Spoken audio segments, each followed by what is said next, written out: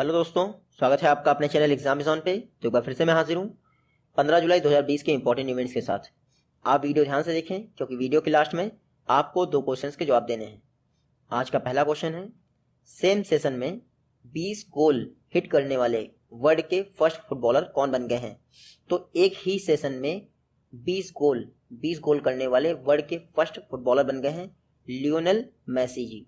तो आप देखिएगा, इस समय एक ला लिगा करके टूर्नामेंट चल रहा है फुटबॉल का। कहाँ पे? स्पेन में। उस ला लिगा के एक ही सेशन में इन्होंने अब तक 20 गोल कर दिए हैं और ऐसा करने वाले लियोनेल मेसी वर्ल्ड के फर्स्ट फुटबॉलर हो गए हैं। देखिए, ला लिगा टूर्नामेंट में ये जो लियोनेल मेसी हैं ये बार्सिलोना जो फुटबॉल क्लब है उसको रिप्रेजेंट कर रहे हैं। हालांकि इंटरनेशनल लेवल पर ये अर्जेंटीना के फुटबॉल प्लेयर हैं। तो आप देखिएगा, रिसेंटली एक ही सेशन में 20 गोल दागने वाले वर्ल्ड के फर्स्ट फुटबॉलर कौन है? Lionel Messi. आप याद रखिएगा। यह क्वेश्चन देखते हैं, आदि कवि भानुभक्त आचार्य जी की बर्थ एनिवर्सरी को किस इंडियन स्टेट द्वारा सेलिब्रेट किया गया? तो रिसेंटली सिक्किम में आदि कवि भानुभक्त आचार्य जी की बर्थ एनिवर्सरी सेलिब्रेट की गई। ये जो भानुभक्त कवि जी हैं ये नेपाली कवि हैं, यानी नेपाल के कवि हैं। खास बात यह है कि जो इंडिया की रामायण है जिसको वाल्मीकि जी ने लिखा था उसको नेपाली भाषा में ट्रांसलेट किया गया था भानु भक्त द्वारा। ये नेपाली कवि हैं और रिसेंटली इनकी जयंती को सिक्किम में सेलिब्रेट किया गया है। आप इतना याद रखिएगा। जो सिक्किम की कैपिटल गंगटोक है वहाँ पे एक भानु उद्यान भी है, तो वहीं पे इनकी जयंती को सेलिब्रेट किया गया। सिक्किम की बात करें तो सीएम कौन है? प्रेम सिंह तमांग। गवर्नर कौन है? गंगा प्रसाद सिक्किम के गवर्नर हैं। और जब भी सिक्किम का नाम आए तो आप देखिएगा, वर्ल्ड का एकमात्र मिक्स हेरिटेज साइट, इंडिया का एकमात्र मिक्स हेरिटेज साइट कहाँ है? सिक्किम में है। नाम क्या है? Kanchenjunga national park. तो आप इतना याद रखिएगा।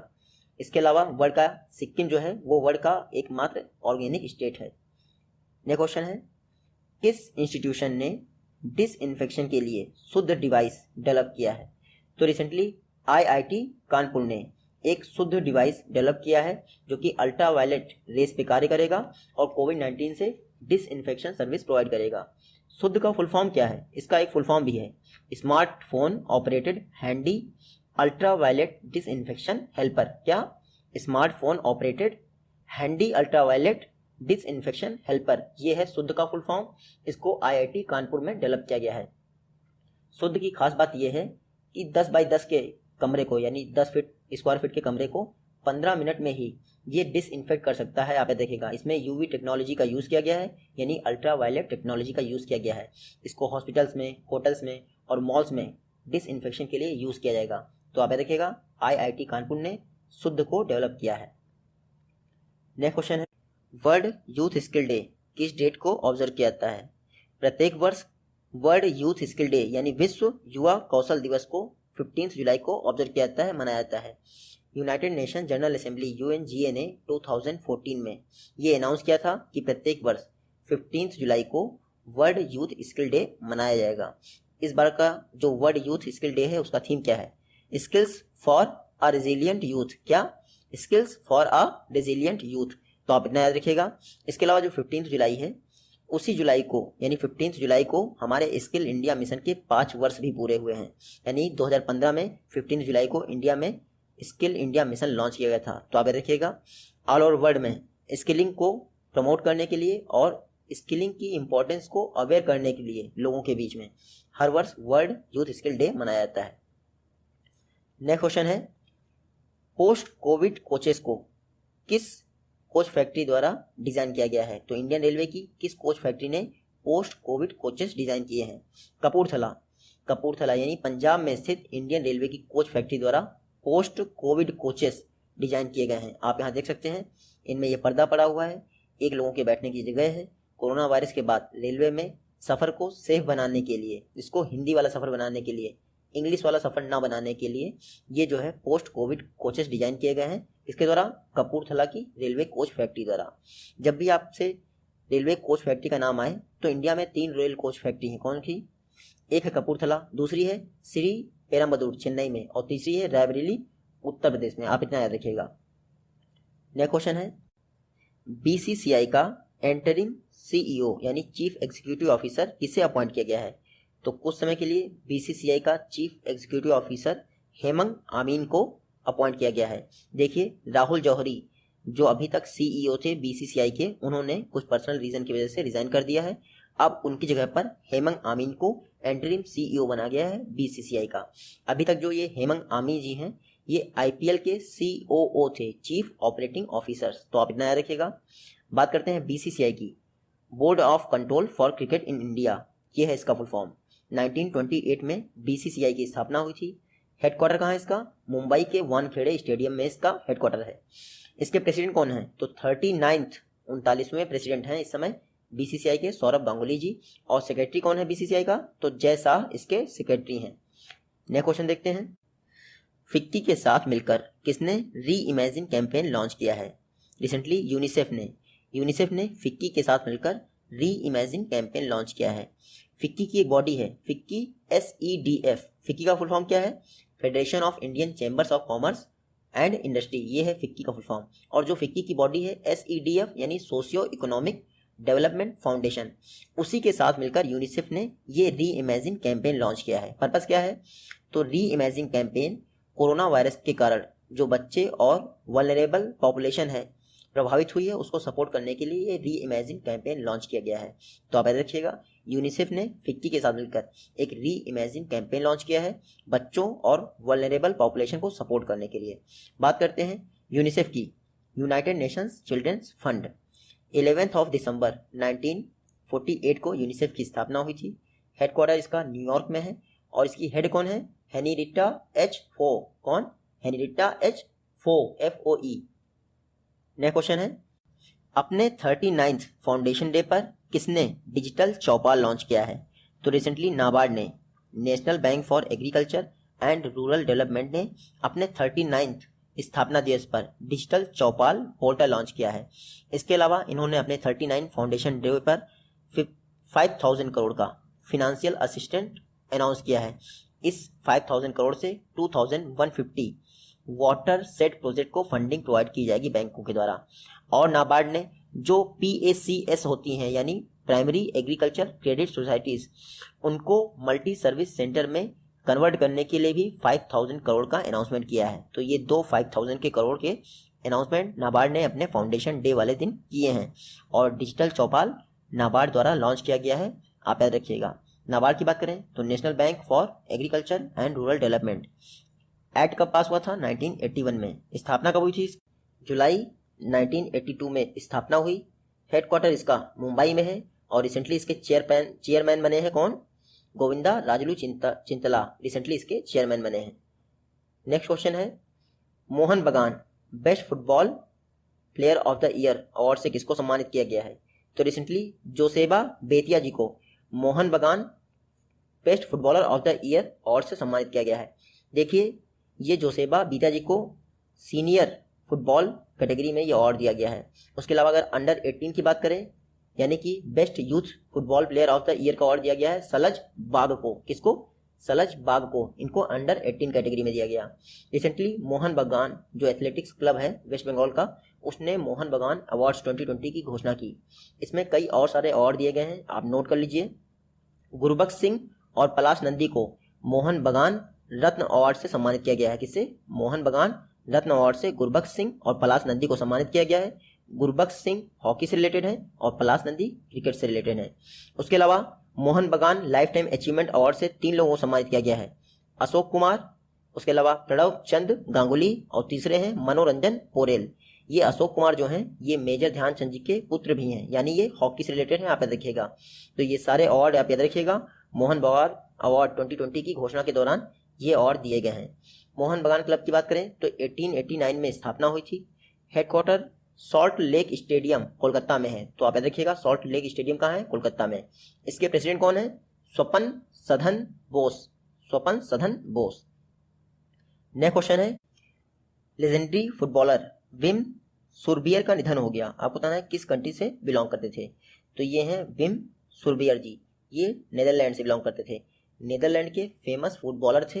इनको मीडिया में first modern back of the Netherlands के नाम से जाना जाता था। उसके अलावा king of Dutch football humour के नाम से भी जाना जाता था।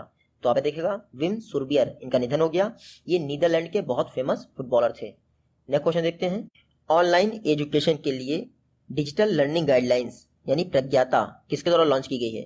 तो रिसेंटली ऑनलाइन एजुकेशन के लिए डिजिटल लर्निंग गाइडलाइंस को रमेश पोखरियाल जी ने लॉन्च किया है। ये हमारे MHRD मिनिस्टर हैं, रमेश पोखरियाल निशंक। देखिए, ऑनलाइन एजुकेशन कोविड-19 के दौरान दी जा रही है, लेकिन उसकी कुछ गाइडलाइंस होनी चाहिए, तो इसीलिए प्रज्ञाता गाइडलाइंस इशू की गई हैं। इसमें क्या होगा, जो प्री प्राइमरी लेवल के स्टूडेंट हैं उनको एक दिन में मैक्सिमम 30 मिनट ही ऑनलाइन क्लासेस करनी है। स्क्रीन टाइम उनका 30 मिनट डिसाइड किया गया है। उसके अलावा जो 5th से लेके 8 क्लास तक के स्टूडेंट हैं उनके लिए स्क्रीन टाइम 45 मिनट डिसाइड किया गया है, और जो 9 to 12 स्टूडेंट हैं उनके लिए 4 सेशन में 45, 45, 45 और 45 मिनट का स्क्रीन टाइम डिसाइड किया गया है। तो आप देखिएगा, जो प्रज्ञाता गाइडलाइंस हैं उसमें टोटल 8 स्टेप बताए गए हैं। कितने? टोटल 8 स्टेप बताए गए हैं। आप यहाँ देख सकते हैं, ये है प्लान, रिव्यू, अरेंज, गाइड, याप और असाइन, ट्रैक और एप्रिसिएट। यही प्रज्ञाता का फुल फॉर्म भी है, तो आप ये भी नोट कर लीजिएगा। नेक्स्ट क्वेश्चन देखते हैं, हरियाणा में 3 नए इकोनॉमिक कॉरिडोर्स का इनॉग्रेशन किसके द्वारा किया गया? तो रिसेंटली नितिन गडकरी ने हरियाणा में 3 नए इकोनॉमिक कॉरिडोर्स को इनॉग्रेट कर दिया है। देखिए, हरियाणा में टोटल 20,000 करोड़ की लागत से 11 यानी 11 इकोनॉमिक कॉरिडोर बनने हैं। 3 कॉरिडोर कंप्लीट हो चुके थे, इनका इनॉग्रेशन कर दिया गया है। उसके अलावा 8 नए इकोनॉमिक कॉरिडोर के लिए फाउंडेशन स्टोन भी रख दिया गया है। तो आप देखिएगा, नितिन गडकरी द्वारा हरियाणा में 3 नए इकोनॉमिक कॉरिडोर का इनॉग्रेशन कर दिया गया है। देखिए, इन हाईवे प्रोजेक्ट से जो आपका ट्रेवल टाइम है और कॉस्ट दोनों में कमी आएगी। आप देखिएगा, ये कहाँ बनाए गए हैं? तो हरियाणा में बनाए गए हैं। आज सभी को होता है, प्राइवेट जॉब्स में 75% रिजर्वेशन देने के लिए हरियाणा ने ऑर्डिनेंस पास कर दिया था। सीएम कौन है यहाँ के? मनोहर लाल खट्टर जी। गवर्नर कौन है? सत्यदेव नारायण आर्य जी। और Nitin Gadkari minister of road transport and highways हैं। इसके अलावा MSME मिनिस्ट्री भी यही देखते हैं। नेक्स्ट क्वेश्चन है, कोविड-19 के दौरान फर्स्ट इंटरनेशनल क्रिकेट मैच किस कंट्री की टीम द्वारा जीता गया है? तो रिसेंटली वेस्ट इंडीज ने इंग्लैंड को हराकर कोविड-19 क्राइसिस के दौरान पहला इंटरनेशनल क्रिकेट मैच जीत लिया है। इस समय वेस्ट इंडीज और इंग्लैंड के बीच में इंग्लैंड में ही टेस्ट मैच की सीरीज चल रही है। उस टेस्ट मैच में जो पहला मैच था उसको जीत लिया है वेस्ट इंडीज ने। ये मैच कहाँ हुआ था? तो एजीएस बाउल क्रिकेट ग्राउंड में। कहाँ पे? एजीएस बाउल क्रिकेट स्टेडियम, वहां पे हुआ था बिना दर्शकों के। इसको वेस्ट इंडीज की टीम ने जीत लिया है। नेक्स्ट क्वेश्चन है, infra business leader of the year award 2020 से किसे सम्मानित किया गया है? तो infra business leader of the year award 2020 से वेद प्रकाश दुडेजा जी को सम्मानित किया गया है। जो आपका रेल लैंड डेवलपमेंट अथॉरिटी है, ये उसके वाइस चेयरमैन हैं। ये हैं वेद प्रकाश दुडेजा जी। इनको infra business leader of the year award से सम्मानित किया गया है। तो आप देखिएगा, और ये अवार्ड दिया किसके द्वारा जाता है? तो जो rail infrastructure and mobility business digital award है, उसके द्वारा ये अवार्ड डिस्ट्रीब्यूट किए जाते हैं प्रत्येक वर्ष। रिसेंटली वेद प्रकाश दुडेजा जी को infra business leader of the year award 2020 से सम्मानित किया गया है। इंडियन रेलवे की बात करें तो इंडिया में पहली ट्रेन 1853 में चली थी, मुंबई से थाने के बीच में। टोटल 34 किलोमीटर की चली थी, और उस समय गवर्नर जनरल कौन थे? लॉर्ड डलहौजी जी। आज़ादी के बाद फर्स्ट रेलवे मिनिस्टर कौन थे? जॉन मथाई। और वर्तमान में कौन रेलवे मिनिस्टर है? तो पीयूष गोयल। नेक्स्ट क्वेश्चन है, इफ इट ब्लीड्स यानी अगर खून बहता है तो। ये बुक जो है किसके द्वारा लिखी गई? हालांकि हिंदी में मत याद रखिएगा, इंग्लिश में ही याद रखिएगा। इफ इट ब्लीड्स बुक को लिखा गया है स्टीफन किंग द्वारा। आप इतना याद रखिएगा। देखिए, ये स्कूल पर एक बॉम्बिंग की स्टोरी है। कुल 4 स्टोरीज हैं इस बुक में, स्कूल पर बॉम्बिंग से रिलेटेड हैं। इस बुक को हैचेट इंडिया द्वारा पब्लिश किया जाएगा। इसके अलावा जो इफ इट ब्लीड्स है, इसका एक सीक्वल भी आना है जिसका नाम है द आउटसाइडर। क्या? The outsider. उसको भी स्टीफन किंग द्वारा लिखा गया है। तो इन दोनों बुक का नाम आप याद रखिएगा।